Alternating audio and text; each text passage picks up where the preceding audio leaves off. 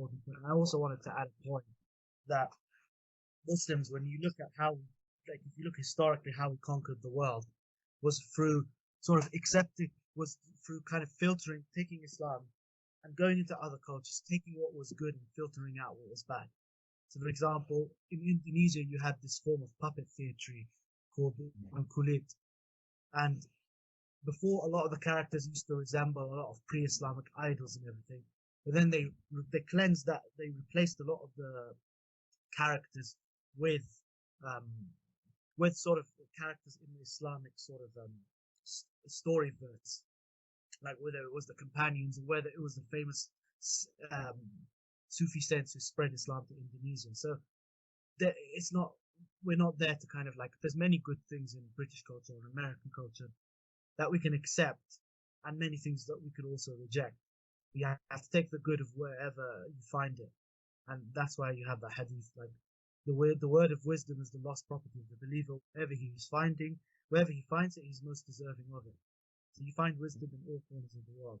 Yeah, definitely. And I'm glad you put in that hadith, that saying of the Prophet Muhammad, peace be upon him, because usually when people ask me about what this podcast is about, yeah, it's hosted by a Muslim guy, which is me, but it's not just about preaching and sermons and what have you, as if you have gone and someone is forcefully trying to convert you into Islam.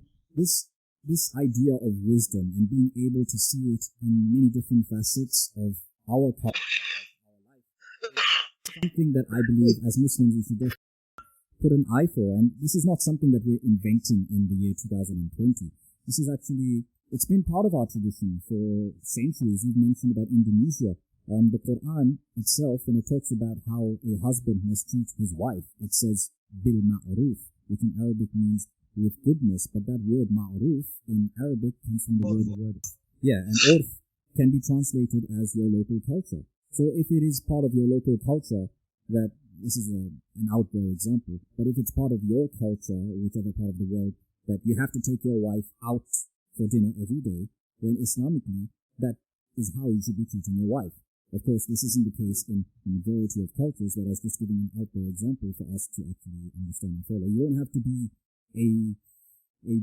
shall I say, a bootleg Arab or a bootleg Desi in your appearance and the way you talk and what have you.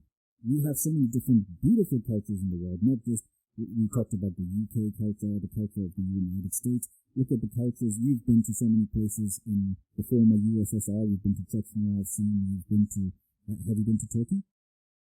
Many times. Oh, of course. He's also a major Ertuğrul fan. And yeah, there's so many products of human civilization that Islam is not here to destroy them. Islam is here to take them on and allow you to express yourself, express your creativity, and basically put more light onto this world, enrich our civilization, enrich this world, and at the same time, you have the opportunity to do something good for others and for your own self in the hereafter. Well, definitely. I think this was a great discussion, although it was a bit tangential, it was a bit of a digression.